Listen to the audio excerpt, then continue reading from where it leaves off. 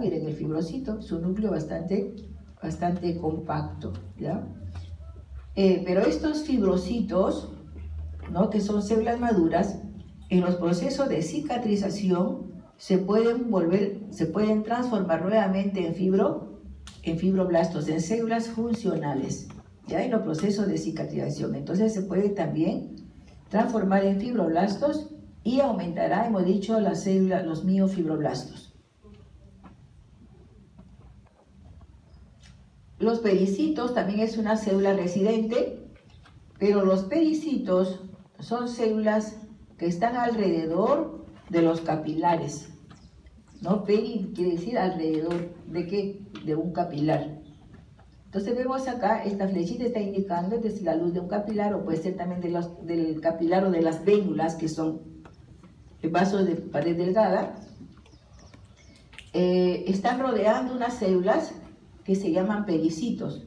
Entonces estos pericitos han llegado a comprobar que estos pericitos pueden actuar como células mesenquimales. Es decir, que estos pericitos pueden dar lugar a otro tipo de células, generalmente en la reparación, ¿no?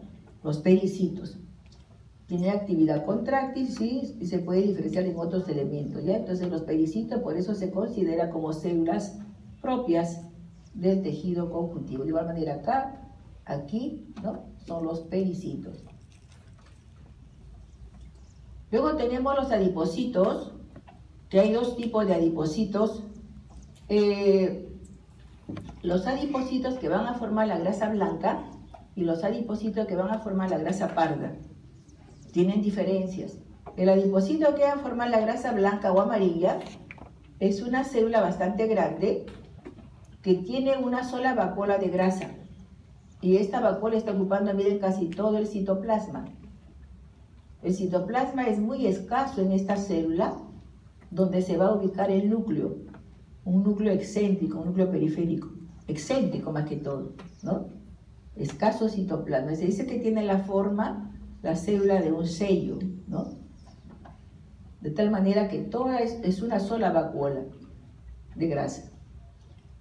Y esta grasa que lo almacena y en esa vacuola son triglicéridos. Mientras que el adipocito de la grasa parda, miren, acá vemos varios adipocitos y la forma también acá. Miren, esta forma es esférica, ¿no? Cuando están aislados, así como estamos observando acá, pero cuando están también así en grupo, estas células ya no son esféricas, sino que se van a transformar en células poliédricas, pero conservando siempre la característica.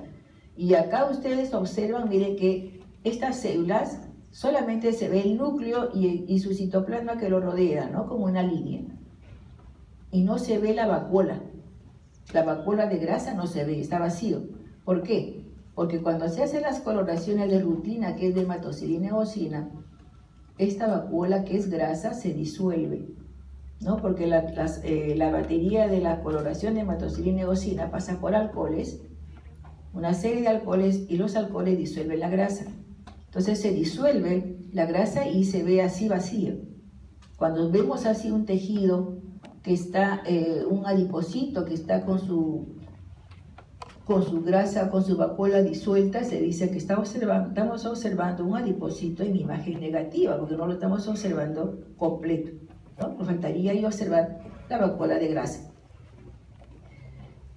Acá estas células, miren, son más pequeñas que los adipocitos de la grasa blanca. Acá sí estos adipocitos tienen forma poliédrica, no están aislados, ¿no? Aquí sí están en grupo, ¿no? Forma poliédrica, más pequeños. Posición del núcleo es esférico y el núcleo en esta célula se ubica ligeramente central. Ligeramente central. Otra característica de esta célula que va a formar la grasa parda es que en el citoplasma no hay una sola vacuola, sino hay una serie de vacuolitas. Varias vacuolitas, de tal manera que el citoplasma de estas células tiene un carácter, se ve como una espuma, ¿no? Se dice citoplasma espumoso, ¿ya? Entonces tiene numerosas vacuolas, por eso se le llama, ¿no?, multilocular, y al blanco se le llama unilocular, ¿no? Adipocito de la grasa parda o de la grasa blanca o amarilla y adipocito de la grasa parda que va a formar este tejido. ¿Ya? Entonces, hay dos tipos de adipocitos, pero que ambos, adipocito de la grasa blanca y de la grasa parda, proceden de la célula mesenquimal.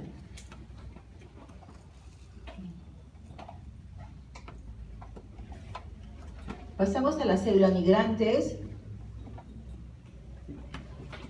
Tenemos las células plasmáticas. Estas células plasmáticas, sus antecesoras vienen a ser los linfocitos B. ¿Y los linfocitos B de dónde proceden? De la médula, ¿no? De la médula, de la célula madre que está en la médula. Las células cebadas también proceden de la médula ósea. El macrófago, ¿no?, procede de la diferenciación del monocito. Hemos dicho que cuando el monocito, que es la célula sanguínea, pasa al tejido conjuntivo, se va a transformar en macrófago. Y acá está incluido todos los macrófagos que hay en el cuerpo, formando este sistema fagocitario mononuclear. Los macrófagos que hay a nivel del tejido conjuntivo y el resto de macrófagos que tienen nombre propio. Tenemos acá, miren, la microglia es un macrófago que está en el sistema nervioso central.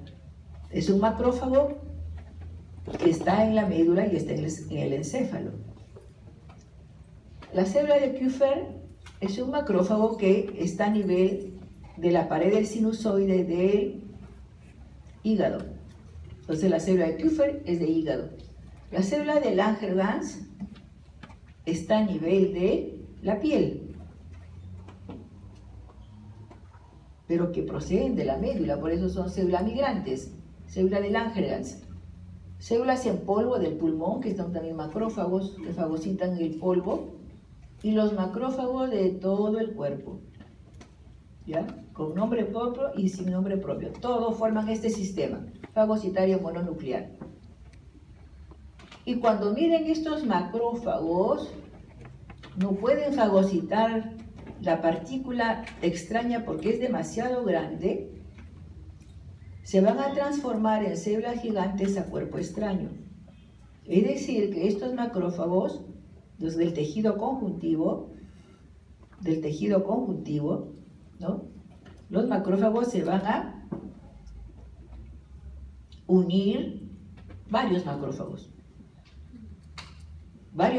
se forman una célula gigante de varios núcleos. Entonces hay dos maneras que se forman las células gigantes. Puede ser por unión de macrófagos o por la división del núcleo, no del citoplasma de un macrófago. Entonces se forman células mucho más grandes, que lo vamos a ver. Y tenemos los melanófagos. Los melanófagos son macrófagos que van a fagocitar, ¿qué cosa? Dice melanófagos. Van a fagocitar la melanina, ¿no? Melanófagos, fagocitan melanina. Las células plasmáticas, estas células, miren, tienen esta forma ovoide, su núcleo es excéntrico, esférico. El citoplasma de las células es basófilo, ¿no? Cuando decimos citoplasma basófilo, ustedes ya tienen que saber relacionar de que la basofilia está relacionada con ¿qué? Si decimos nosotros citoplasma basófilo, ustedes tienen que saber que ya está relacionado lo basófilo con ¿qué?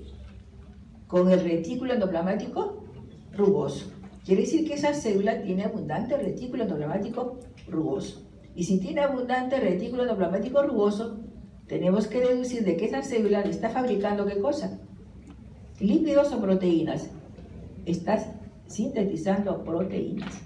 Entonces el citoplasma de esta célula es basófilo, ¿no? Es rico en retículo endoplasmático rugoso, de tal manera que va a fabricar proteínas. Pero acá las proteínas tienen nombre, ¿cómo se llaman? Inmunoglobulinas. Ya van a fabricar las inmunoglobulinas. Otra característica de esta célula es de que el aparato de Golgi se ubica, porque ustedes ven acá una zona media pálida, se ubica en zona, está sobre el núcleo, ¿no? Se dice zona paranuclear. ¿no? Paranuclear, ¿ya? Sobre el núcleo. Por eso es que esta célula, por ejemplo, cuando yo hice la práctica a mis alumnos, yo les dije que las células epiteliales tienen polos, ¿no? Apical y polo basal. ¿Esta célula tendrá polo? ¿Tendrá polo basal y polo apical?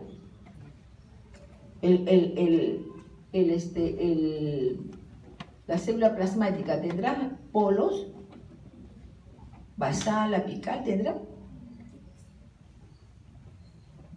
No, porque no es una célula epitelial.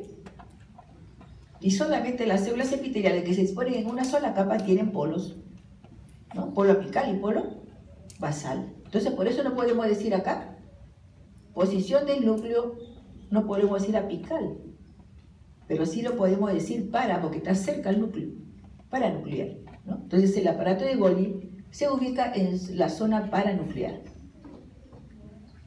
Estas células van a aumentar en procesos inflamatorios, pero hay zonas del cuerpo donde pueden ingresar gérmenes constantemente, como es la mucosa intestinal o la mucosa respiratoria.